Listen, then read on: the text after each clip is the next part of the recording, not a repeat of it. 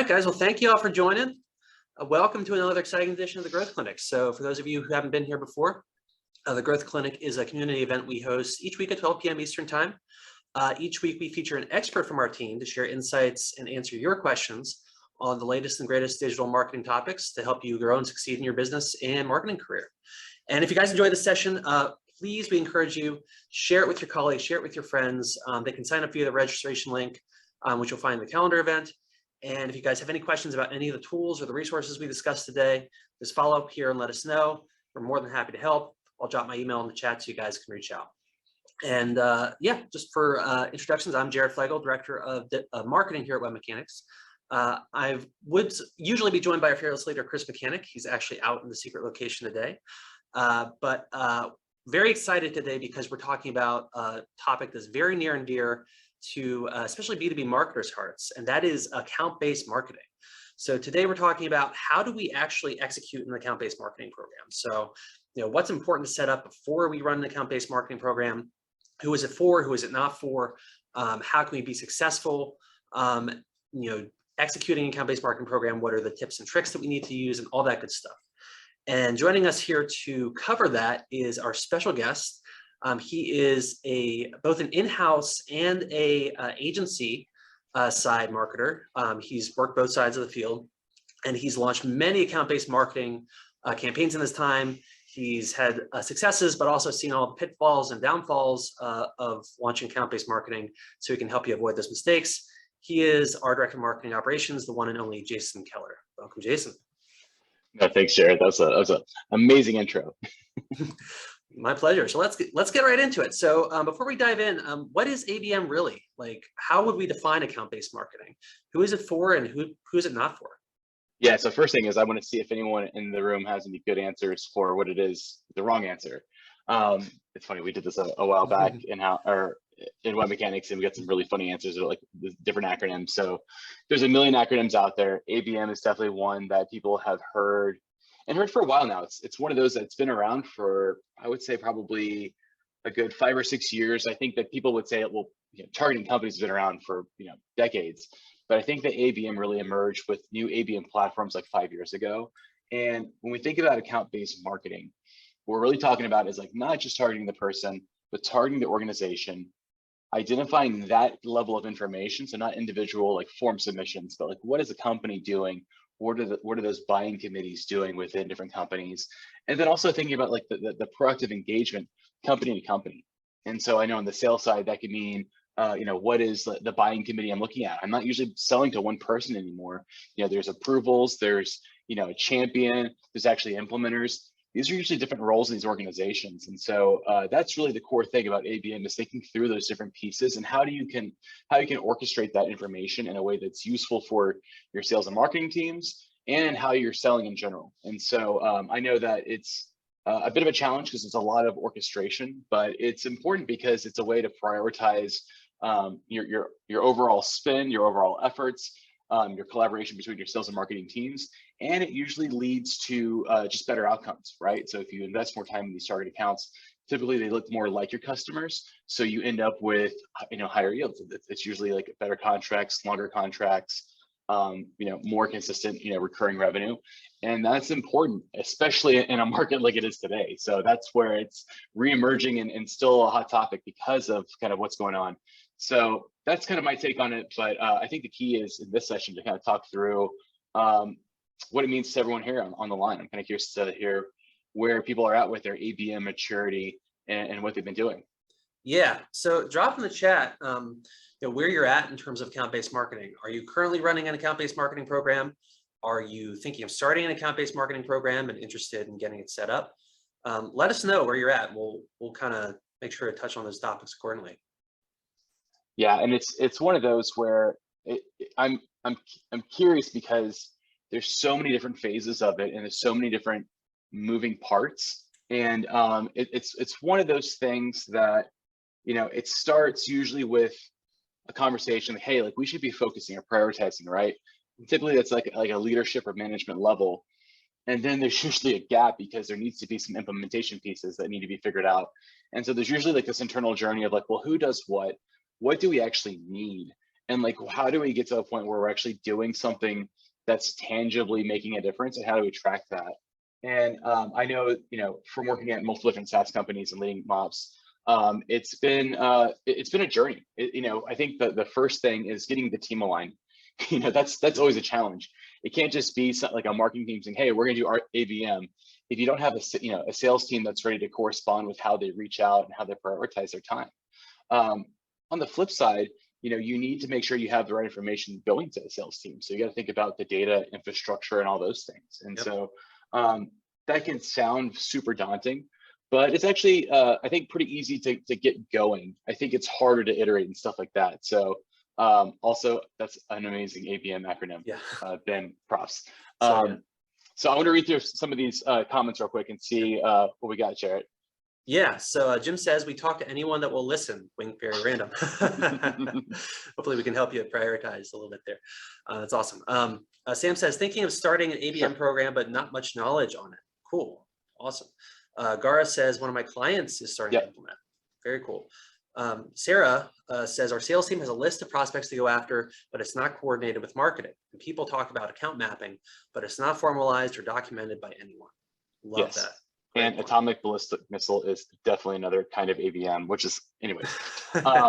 Sometimes this whole thing can be an atomic ballistic missile if you're not careful. So, sorry, terrible pun. But I think, Sarah, talking about kind of your prospecting list, one of the things that I know is a challenge is just getting that data organized and being like, hey, here's how you should prioritize that list. And that can be the early start of an ABM program. It doesn't have to be like you have some sophisticated algorithm that spits out who's going to buy from you. It can be thinking about, okay, who are we prospecting? And then what information do we have on that group to say like this one's better or has a better, at bat than this one. That can be the infancy of an ABM program, and you can kind of iterate from there. And starting out an ABM program, that's always a challenge too, because it's a lot of orchestration, and then it's a lot of like data and connection work, and then it's actually a go-to-market launch. I think that's the big thing I want to touch on, because as Jared mentioned, I've seen successes, but I've seen failures, and I've seen, I've helped build some really awesome ABM platforms and programs and dashboards that totally fell flat. And one of the reasons why is because there wasn't that sales adoption. So it is definitely one of those things where just because you have the idea and you get things rolling, it's got to go to market before it's actually successful. So I see, Ben, you're saying we've been talking to multiple ABM platform providers, trying to figure out the best fit. This is actually something I really wanted to talk about, because I feel like when you talk about platform providers, it is so difficult to understand which ones do what and how that pertains to ABM. I know there's a lot of services out there that will just sell you, hey, we do ABM.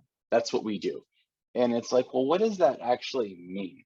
Like, what am I getting if I buy this multi-$1,000 tool from you, and how is that going to help? And I feel like sometimes what happens is people buy an ABM tool, they log in and they see, oh, it's just this, like what, where's the other things? But tools are getting better. I think that, we have a couple clients here that use 6 Sense as an ABM platform.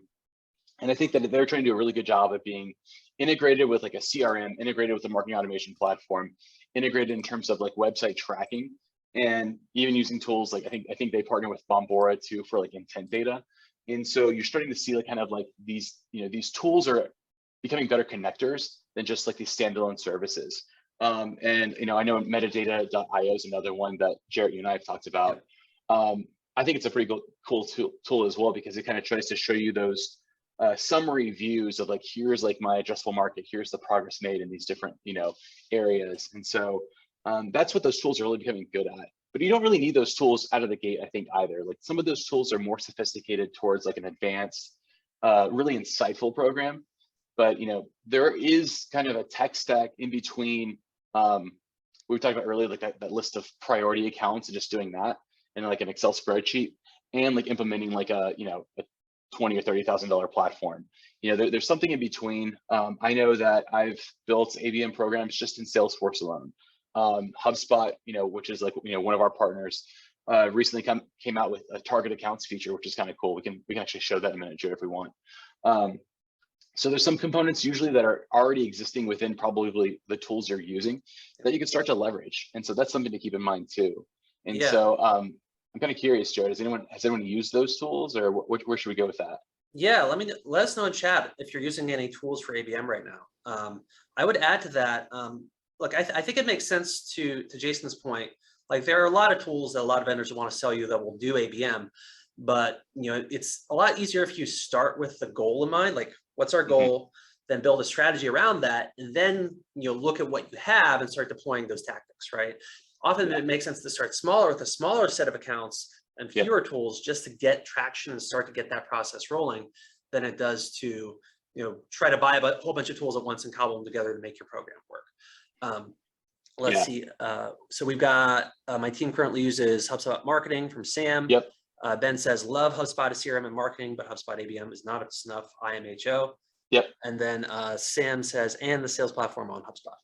Yeah, and I think that those are good comments. I think that we should look at HubSpot in just a second, pull that up. But just going to what you said, like starting with like a list, I think the way to think about that is, yes, start small with your targeting list, but also there's a process where you have to identify like who is your ideal customer profile. And I love that as a good step because that really gets a lot of different people involved. You can ask your product team, you can ask sales, you can get marketing feedback, you can get alignment from your exec team too. And that kind of helps like codify like, hey, this is an initiative we're going to do either internally or for clients, if you're talking about clients.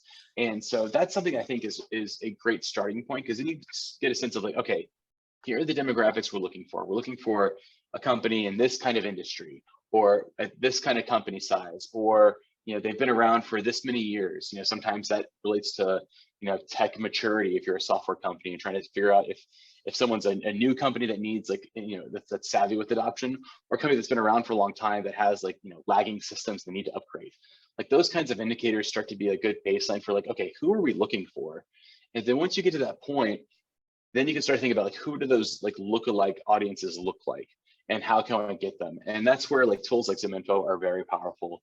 I'm a big fan of thinking of like just like using ZoomInfo as like a database of like companies to be like, okay, here's everything. How can I start to narrow it down? Because they have a ton of different filters you can explore and start to kind of get to a point where you have like a reasonable amount of companies to either say is like, here's my addressable market, which is like a huge list, or here's like my actual target accounts, which is like using like every filter under the sun to where you're able to go from like thousands into like tens, so that's a way to think about it. We can pull that up too, Jarrett. So what do you think? Should we hop into HubSpot and talk through that a little bit?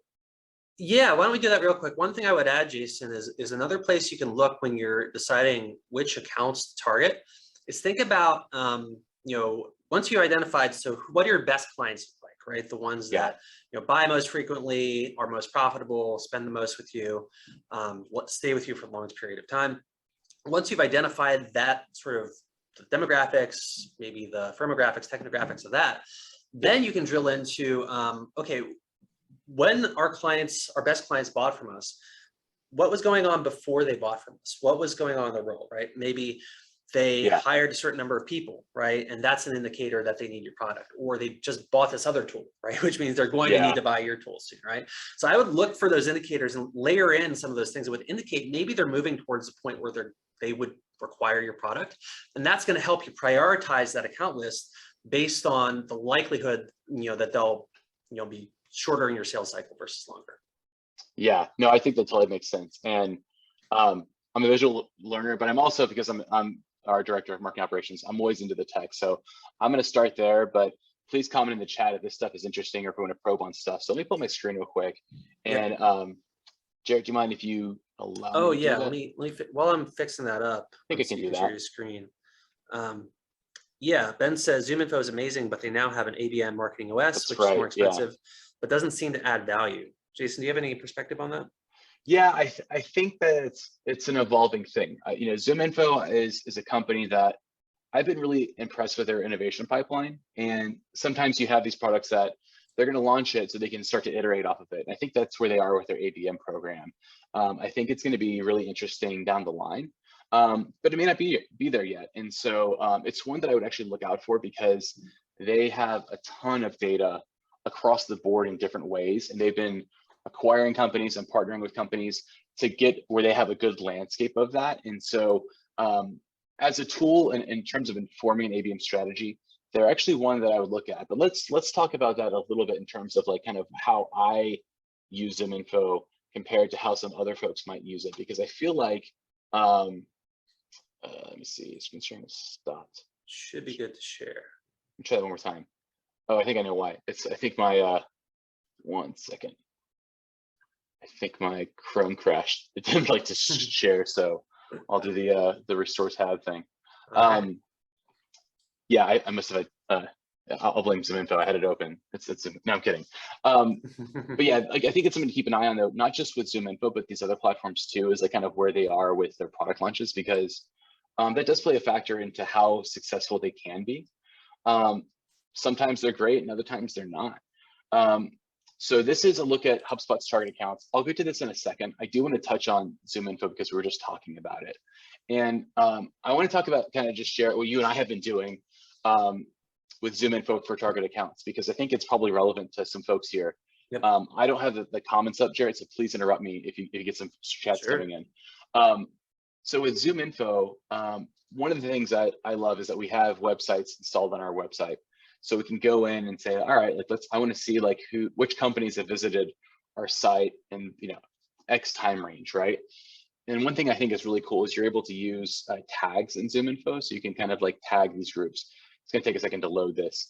But I've already, one thing I've already done is I've already looked at this, Jared, and I've tagged the companies that visited our page in the past 3 months with like a website's tag. Yep. And the reason that's useful, let's wait here, I'll close this so we're not slowing things down. The way that's useful is then you can go into like advanced searches. And this is one of those that I know we started. We were like, all right, well, we were looking kind of at the US market. We're looking at, companies of a relatively small size, like 100 to 1,000 employees is a good niche for us at the moment, but obviously we work with companies across the spectrum. And I know one of the things that we look at least from a marketing operations standpoint, is, again, are they using a marketing automation platform like HubSpot or Marketo? So I set this up as kind of our basic, like, here's maybe one of our addressable markets for the marketing ops kinds of companies we want to work with. So one thing that I know that you and I have done is we've used this kind of thing to then layer on a tag of like, well, here's the people that are in our like websites, like, visited our website in the past 3 months. And when you layer that on, you start to like narrow down that audience to where you're saying, okay, well, here's my addressable market of like, 10,000 companies, but now here's 400 companies that I should maybe prioritize. So maybe that's like a level of like, maybe that's a tier 2 or tier 1, depending on how big of an audience you want to look at. That's kind of getting to where you're starting to prioritize companies with like this information, which I think is, you could do through Zoom Info, but other platforms as well. And then what you can start to do is get that information over into HubSpot, which we've done. This is our sandbox, so I don't have all the information here in terms of data, but I did import these companies. And the thing that we can do is like say like, all right, well, now I can look at like those different tiers and then look at, and this is just the features of HubSpot where you say, okay, well, which of these companies don't I have any tasks with? Maybe those are the ones I should prioritize or help our sales team prioritize, like logging some activity against. Like let's send out some emails to them. Let's get some calls. Let's try to reach out to them on LinkedIn. And so that's where you can start to think about that priority queue. And this is a new feature from HubSpot. So I think it was Ben mentioning that it's kind of half baked. There's some functionality here I think that's good to leverage, but there can always be more. Some of that may need to be built based upon your specific needs too. So there is some customization there with HubSpot. So I think they're getting there, much like how Zoom Info will get there with their ABM tools. But yeah, it's kind of cool to see this, and then you can start to filter down. Like for our sales team, we could be like, hey, like we want to look in this specific industry. We know that we have more success there, and that's how we start to prioritize. And then also, again, like one of the things that I think is nice that HubSpot's trying to do is say, like, all right, here's the people that I don't have anything with, so I can start to filter to those groups, or I can look at like which teams, which of my teams is working specific accounts and see a view of those and see how many contacts we have, what deals we have open, what was the last engagement. So we can see, okay, who are we working as well? So those kinds of things are helpful in a view. Lots of different tools have these different kinds of views, but I think just getting to a point where you have this is a good step in your ABM journey, if you will. So Jared, we have anything in the chat?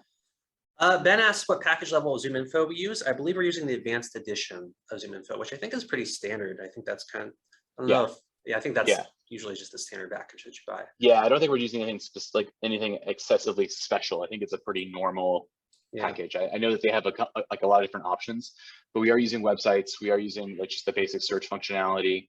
We have like a number of credits that our team can use on a regular basis. I know, I don't think we're using the intent features in ZoomInfo No. right now. But that's another, I know that that's a separate package that you'd have to pay more for. So that's one. What else we got there, Jarrett? That's the big one. I was actually curious. So this is helpful to kind of see like how we start to get our Yeah. data set up in our different platforms. So once we have our accounts, so once we set up our accounts, whether it be in HubSpot or ZoomInfo or what have you, how do we start to engage them? What's that process of starting to identify which companies to prioritize and then actually get in front of them, whether that be with ads or whatever that mechanism is? Yeah, I know it's a really good question. And I think that once you've kind of set up lists that you want to start to target, and then it's like, well, what tools do you have for targeting? And that's a really important thing to think about. And there's two ways to look at it, right? There's going to be the sales approach and there's going to be like a marketing approach. And I think things work best when you're using those two things in tandem. So I know at one of the companies I used to work at, what we would do is we would set up like, we would have our addressable market. And then within that, we would have kind of our tier 1 or tier 2 or tier 3 kind of target accounts. And within those, we would actually have different levels of advertising running. So like our tier 3 would be a much larger audience. So we would run display campaigns. We were just trying to be awareness, trying to like get our foot in the door with those kinds of campaigns or with those kinds of companies. And then with like the tier 2 and tier 1s, we would actually break out things by our at the time we had sales territories. So each sales territory had a list of target accounts. And what we would try to do is actually be more specific with our targeting with ads there. I know one of the methods we'd love to use was LinkedIn because you could do it by company and it has pretty reliable company data. Yeah. And so that was a great way to say like, all right, well, at least each of our sales territories will have some company level targeting with specific messaging related to ABM, our ABM program and offering for those different sales reps and those targets. And so that was a great engagement tool because we start to see interactions there and we're able to feed that to our sales team and be like, hey, within your sales territory, here's the people that are starting to like, do some tire kicking, right? Here's the people that have some website visits to our site, filled out some forms, they're starting to like, look and like, let's prioritize there and start our outreach there. And then it was up to, our sales team to really correspond with them and figure out like, what's the right tactic there and who to break into. I think that's one of the things that's interesting with an ABM program is the sales side of things and how you approach that. Because it could go all the different ways. I've seen, and the thing that's tricky is there's not like a one size fit all solution on the sales side, and while I'm like a marketing operations expert, I've worked with sales teams that have done it a few different ways. And some of the ways that I've seen work is like a committee approach where you'd have kind of a sales project manager, usually like the account executive, who would be in charge of trying to engage that account, but then could access like the head of sales or our head of product or someone else who is kind of a hook to engage the key people in that buying committee to have a conversation. I've seen that work. I've seen just some basic outreach. Sometimes it doesn't have to be that complicated. It could be just an email to whoever we think is the right buyer by using like LinkedIn Sales Navigator. Sometimes that method and just being consistent and trying to make sure that you go through your list and have those touch points is successful too. Just that persistence pays off as well, especially if it's done in a smart way. I think that sometimes you just blast these accounts, you're not going to really be successful. But I think with like LinkedIn emails, there's a way to be in front of them, but also subtle, or at least not as in your face as like just like cold email by itself. So yeah, Jared, I know you've had to do some ABM outreach. What other stuff do you do? Yeah, I mean, one of the things that I like about the HubSpot and having my accounts in HubSpot in particular is that you can then use audiences within HubSpot and sync them to your ads, particularly LinkedIn, right? So once I have, say, my 100 target accounts, I can create, tier 1 and tier 2 lists that sync into LinkedIn via matched audience. And then I can say, hey, run ads to people who are at, accounts on these lists and are marketers, right? So we're narrowing the audience then to just the people who are marketers, if that's my target, right? So that's very helpful. Once you've defined your universe of accounts, you can then, sort of activate those audiences in very specific ways across LinkedIn and other channels.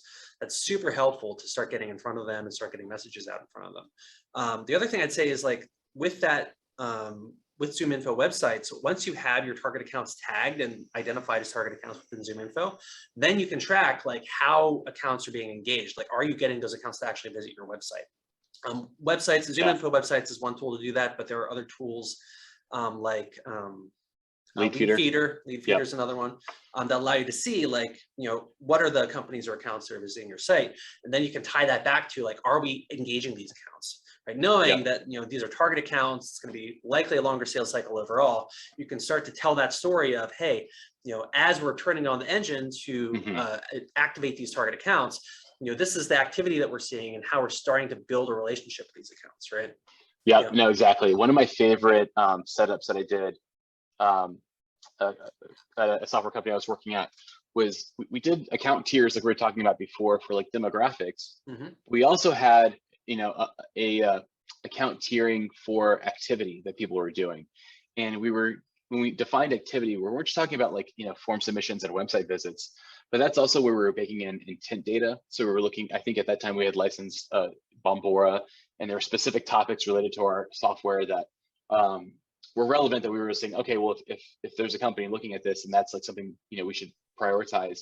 And we also had a partnership with G2 Crowd, which I think is a great tool as well, so that we can see when companies were visiting either our G2 page or just like the software section of G2 Crowd that we're in. Yep. And so what was nice was being able to look at those different things and see them as multipliers, right? So what we would do is say, all right, Zoom Info Websites has them visiting our website. They're clearly interested in our topic with our Bombora intent data, and they were looking at our competitor's page on G2 Crowd.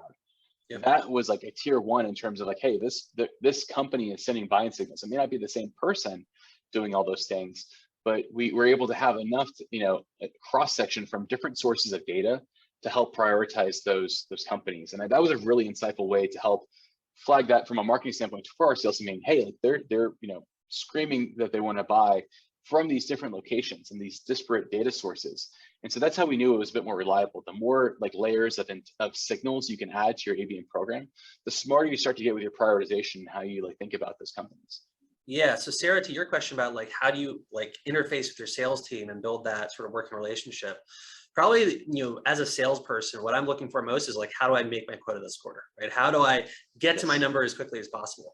And probably the best way to do that is to identify accounts that are already looking, that are already going to enter a sales cycle, that I don't have to nurture over 3 months when I've already, gotten through the quarter, right?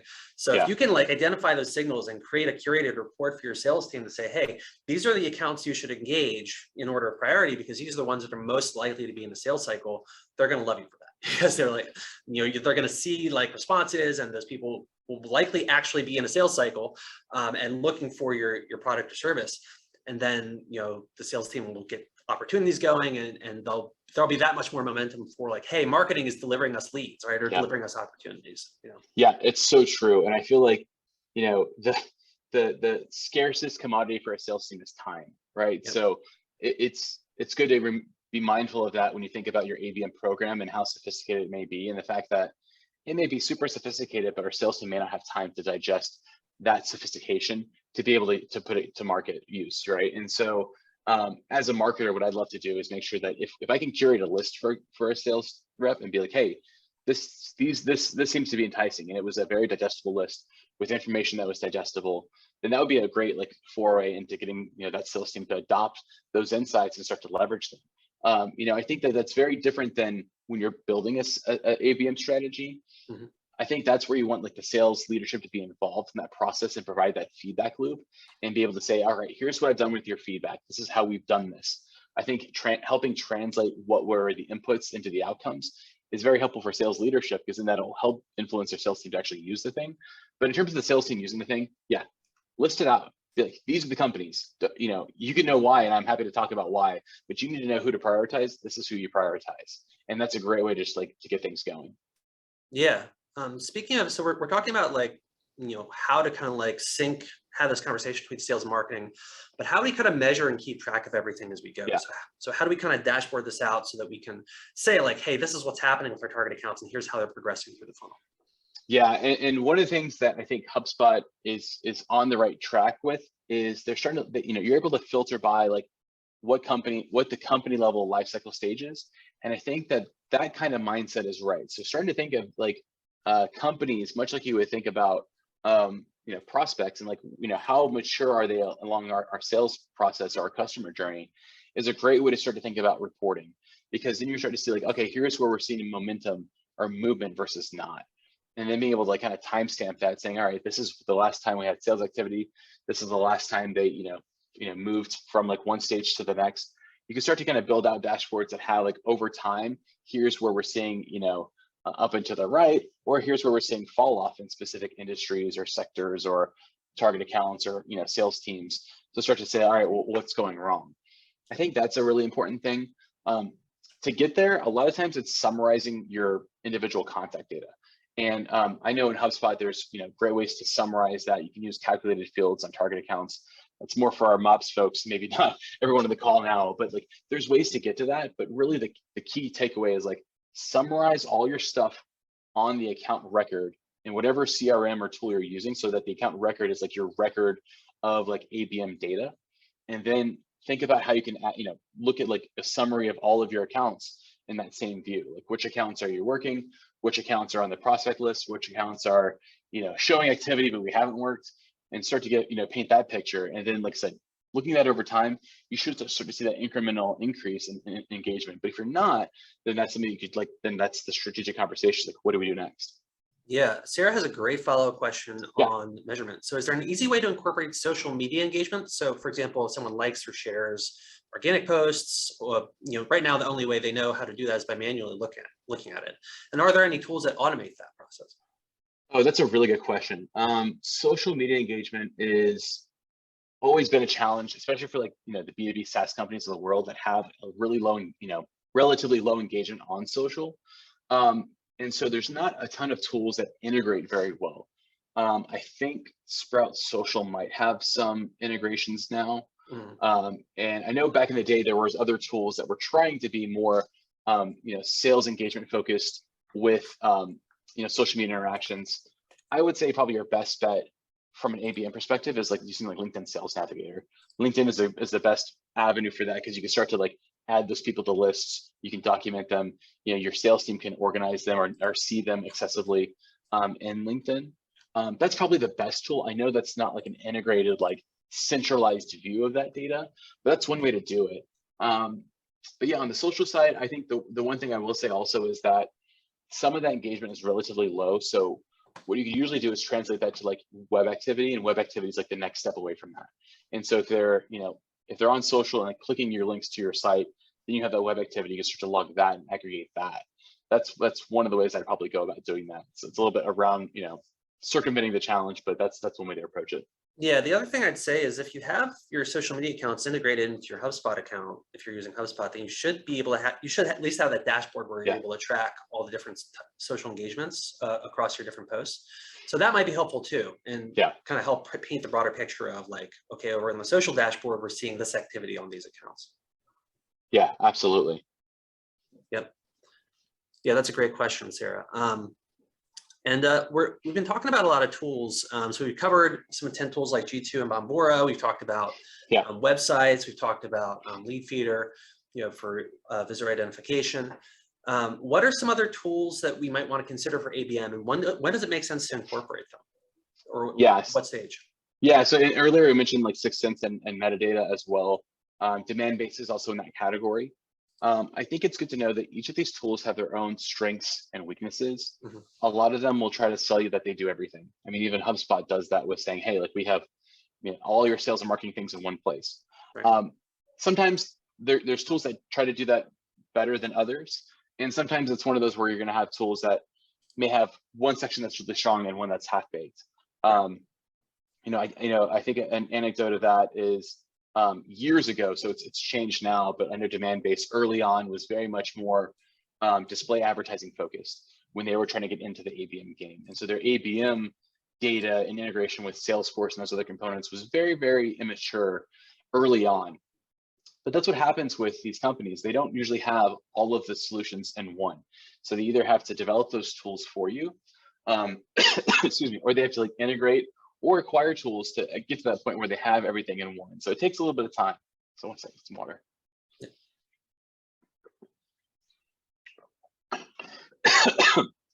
Sorry, my voice is exhausted from talking about ABM, I guess. All good. But yeah, I think that's one piece to keep in mind is that these tools are a little bit disparate in terms of like there's different pieces of the puzzle. And so sometimes you can actually find like tools that are really good at one thing, like Bombora. Like Bombora is good for intent data and that's it. And so they're not looking to do everything under the sun, but they do one thing very well. Now, sometimes also you'll find that that kind of component is integrated. I know 6sense has a partnership with Bombora, so you can get 6sense and then have intent as a layer within that. So that's something to keep in mind. But 6sense also does advertising, and then also a lot of reporting dashboards.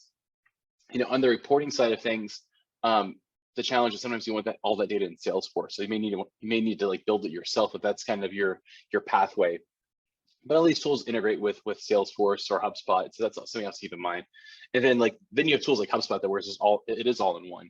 And so you may not get all of like the most perfect polished features, but you usually get like what you need in an efficient way without having to like go through the whole migration process. So there's pros and cons there too. Yep.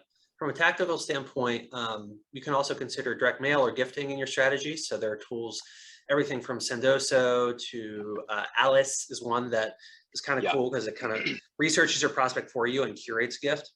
But there's also more affordable options like Postal, Reach Desk, which basically allow you to identify gifts within their marketplace and ship, or they'll have a concierge type program where they help you curate and build the perfect gift for your prospects. Yeah, and that's a good thing I forgot to mention though, is like the gifting component and the fact that from an ABM standpoint, yes, we talked about like ways to do targeted messaging and ways to do like targeted like email outreach and calls, but when you're thinking about ABM, if these are really your priority like accounts and these priority companies that you want to go after and foster relationships with, then that more personalized touch point becomes much more important. And so like I think gifting is a great example of that, where you can get in front of someone with just a token or a gesture that actually shows like, hey, like, okay, like they think of us as a priority and we know that we're on their radar now. Even if they're not in a buying cycle at that moment, that kind of relationship component will have some stickiness down the line for when they are in a buying cycle. So I really think that's an important part of ABM. Yeah, and you can play around with it, like for your tier 2s, you might have sort of a more general gift that kind of ties in metaphorically to what you're offering. It's kind of clever. And your tier 1s, maybe you want to personalize those. Maybe you have 20 accounts where if you get a meeting with them, it's going to potentially change the course of the business. Research the prospect. You can look them up on Facebook if they're out there, right? And look at their LinkedIn and try to understand who they are and what's important to them, and personalize a gift that will really resonate with them, right? And if you can do that, you're going to break through a lot of the noise of folks that are just kind of spam blasting $25 gift cards to Starbucks. So yeah, it's a really good opportunity to make a good first impression and break through a lot of the social media clutter. Yeah, and one of my like kind of low touch options out there that I'm a big fan of is just donating on behalf of someone. Say, hey, like I'll make a donation for you for your time. I appreciate it. Tell me where you want to donate, because that elicits them to have a response, because they're going to want to like say, hey, like donate here. That's a great option. So it helps solidify that interaction with your prospect, but also that's a good deed. So there's some like positive value there in terms of what you're offering. And so that's a really light touch point. It doesn't have to be significant, but that can be a good one at scale too for the kind of tier 2 audiences. Yeah, that's awesome. Jason, I'm curious if you could tell a story or two to kind of paint the picture of ABM for us. And it's kind of a choose your own adventure. You can take this however you want, but I'd love to learn like a story that either shows like mistakes to avoid with account-based marketing, or what success looks like, or what a good account-based marketing program actually looks like in real life. Yeah, no. So there's a bit of a journey that I've taken with ABM, and a company I worked at that was actually a WebMechanix client years ago, had the right idea. We had the right team. We had really good dialogue between sales and marketing, like, hey, like we need to prioritize accounts. And then we went and got a tool that was not right for the job. And so the whole program fell flat. And it wasn't because there wasn't alignment. It was because we didn't find the right solution to help us go to market. So that was one case where things weren't great. Next company I worked at built the right tool, built the right platform, built everything that made sense, but we had a bunch of sales turnover.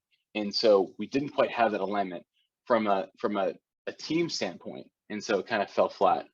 But at another company, third time's a charm. We got alignment starting with target accounts. We're like, hey, we want to prioritize specific companies that are within our addressable market. We want to know that these are the priorities. These are the ones we're going to pursue. We're still going to pursue other prospects, but these are the ones we're going to lean into more, find more time. And so we got that part done. We got the buy-in, and then we were able to like list that out, and we're using Salesforce at the time, built a company database that was cleaned up, quality. And what we were able to do is then say like, okay, like we were able to measure our engagement between our non-target accounts and the sales funnel from them, as well as our target accounts. And because we had the right tool that was being used, that was adopted, the right team alignment, we saw two things happen there. One was we saw better win rates, which was great from a target account. We would kind of expect that.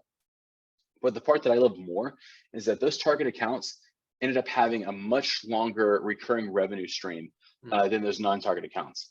Some of the non-target accounts, you would think like, okay, well, they're going to be lesser, they're going to be smaller. Some of them actually had like better like value as like first year targets.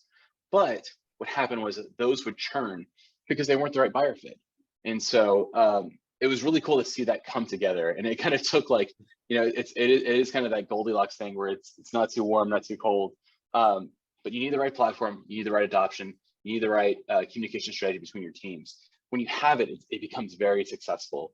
So that's kind of my takeaways. You kind of need all of those different components to do it well. And so that doesn't mean that shouldn't persuade you not to approach it, but it's one of those, it's good to be mindful that you kind of need these different parts moving together to make that engine run. Love it. Love it. That's great.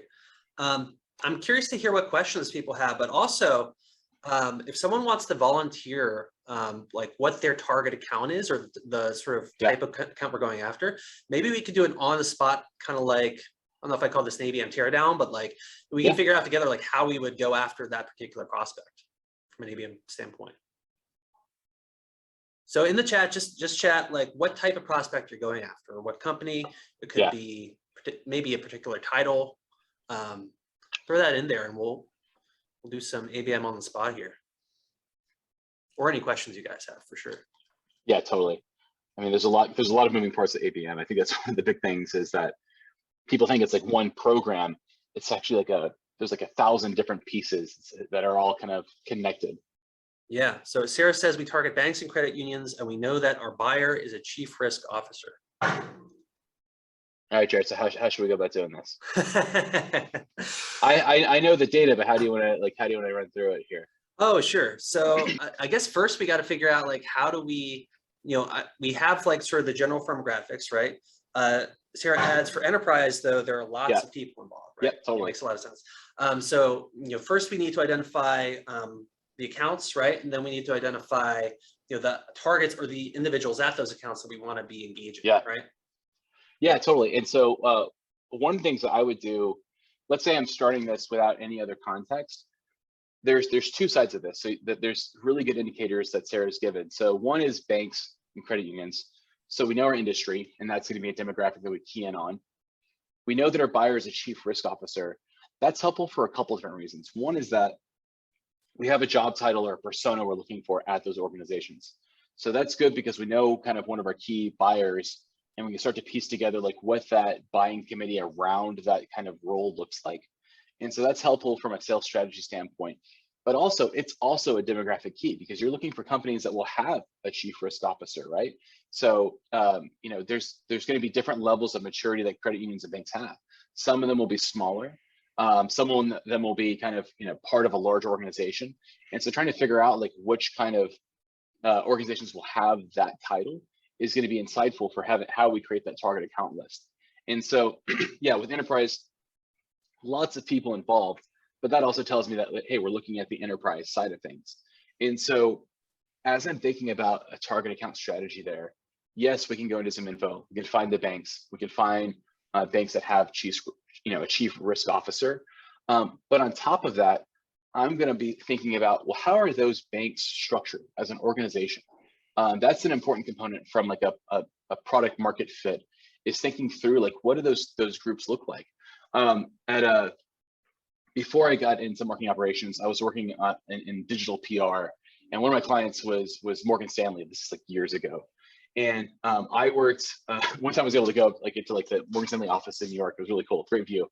But one of the things we realized engaging with Morgan Stanley back in the day was the fact that they had like an enterprise level thing, but then they had different groups across the country in different regions that would manage a lot of like the core business operations. So even though you're looking at the enterprise, knowing that org structure was helpful for us back in the day, because we knew that just because we were talking to like their chief communications officer doesn't mean anything from a digital PR standpoint, because all of their communications is going out by like the Midwest region. And so the Midwest region communication manager is really the stakeholder that matters.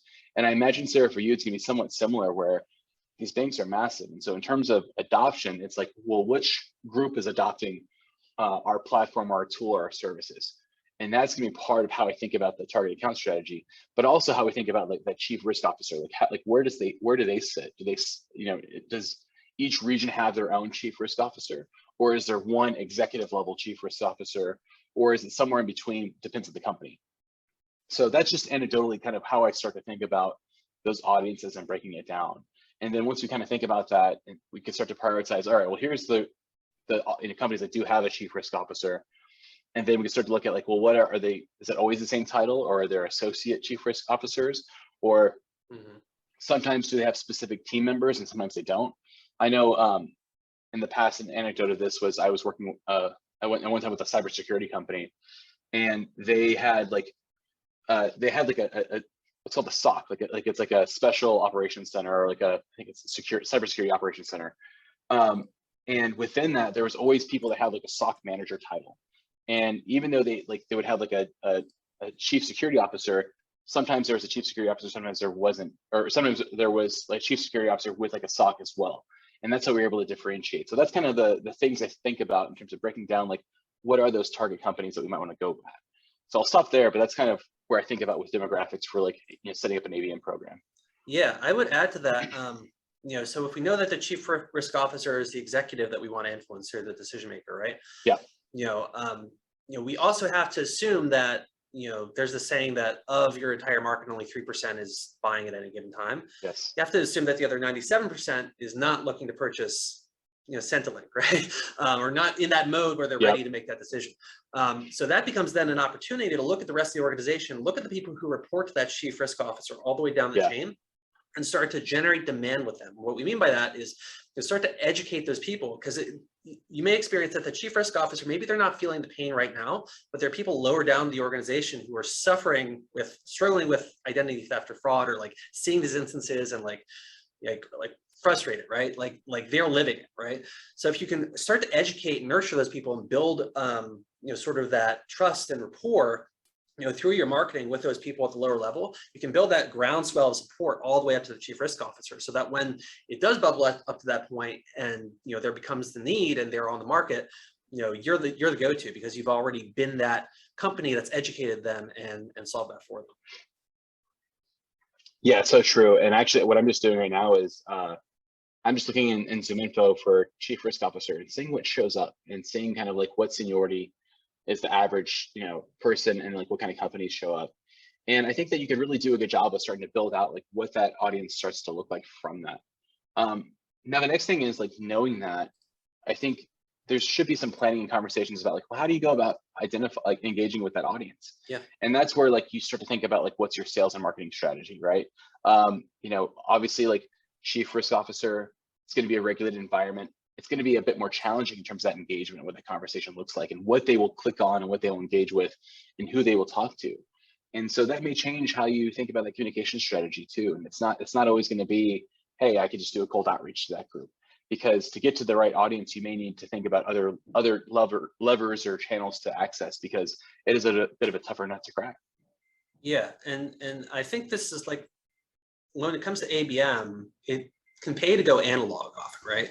Yeah. Like there's a lot of ways to engage your prospects digitally, but events are coming back online, and especially if there are forums where people who are in charge of risk at financial organizations gather and learn and commingle.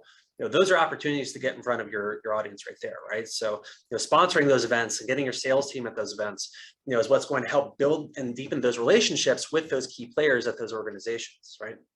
So I would think outside of the digital box, and not necessarily just run ads or just send emails. Really think about how can we like build a relationship with these folks, right? Even in digital, like Are there email newsletters that we can sponsor? Yeah. Can we co-sponsor a webinar? Are there people who have access, like already have our client or target clients that we can do a webinar with or partner with, right? Or do a joint venture with, right? So, once you think about once you have your target addressable market, once you've identified your accounts, then you can start to open up the universe of how do we approach them and how do we approach them in the most leveraged way possible, right? We can go cold to them and start running ads or sending emails, or we can identify people who already have a relationship with them and leverage that relationship into a relationship with our ideal client. Yeah, and from a measurement standpoint, obviously some of those analog things are going to be tougher to track. Yep. But you should start to see some correlations. And I think web traffic is a great indicator to look at. If you have a sense of who your target accounts are and what that web traffic looks like from your target accounts, you should start to see an uplift when you have these activities going. You can start to make those associations oh, I see that, there was a spike when I co-hosted this podcast on financial services and risk mitigation. Something like that can happen. And then you start to say, okay, well, now I can build those connections and see what's working, what's not. And then also just have that anecdotal feedback from your sales team too.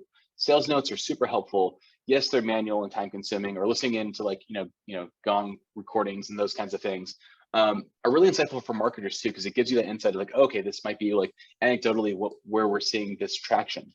So I know from a measurement standpoint, I'd love to have everything in a dashboard, but that doesn't mean that you shouldn't pursue those different methods of communication, especially when your audience is hard to get to. Yep, that's a great point. Ben says, kind of off topic, but what are people using as metrics for email marketing now that open rates are dead? That's a really good question. And it does actually relate to ABM too, because it's one of those where open rates it's not a metric that I would rely upon. What we typically like to recommend is using some click metrics. Most emails have some click interactions or some kind of CTA that's associated with it. If you don't, I would ask what is the outcome you're looking for with those kinds of emails? But usually if there's that click interaction, you should sort of see that traffic translate. And so it may not be all of your, what's working, what's not from an open rate standpoint, but it should help you in terms of kind of your benchmarks for okay, which emails are generating traffic and what's not. In the same vein though, open rates can still be useful when you compare them to each other. So yes, you're not going to have all of the iOS open rates that you need, but if you're, if on a consistent basis that you're going to get 10% open rate from emails, and you have an email that gets 12%, you can, compare, the trend and say, okay, this is an uptick. And so you can still use opens and even click interactions as kind of those indicators that way to optimize for better open rates, better interaction. But yeah, the click data, I think, is going to be a much more reliable benchmark for down funnel interactions. Yeah, one other tactical thing you might consider is creating emails that encourage people to reply, right? Because if people are replying to your emails, it indicates two things. One, you've written really good copy that encourages that person receiving it, hey, I really want to reply to this. But B, as you get those replies, if you're getting a large volume of replies to your emails, that sends a strong signal to the email service providers that, hey, this is a legit conversation that's going on. They're not just blasting out emails. They're engaging their audience, right? So their audience is engaged, so they're more likely to deliver your emails in the future. Yeah, and if that becomes overwhelming, if you're receiving too many replies, first off, congrats to you, because that means you're having an amazing engagement. Yeah. But also there are tools like SiftRock, which is just dedicated towards just doing that, where they just do email processing and use some language interpretation to say all right, here's the group of replies, here's a group that just wants to be unsubscribed, here's everyone else. And so there are tools out there that can help navigate that if that's the tactic you choose. Yep. All right, guys. Well, we're about at time. Jason, thank you so much. This was awesome. Totally. I feel like we could talk about this for hours. Just to wrap up, guys, we're going to do more of these. We're going to have another one next week. We're doing our schedule for the next month or so. So if you guys have topics, please let us know. Feel free to shoot us an email. My email is J, my last name, Flegel, at WebMechanix, and would love to do more of these with you guys and share more insights from more of our awesome experts on the team. So thank you so much for joining. Hope to see you guys on the next one and look forward to chatting soon. Yeah, thanks everyone. All right, take care.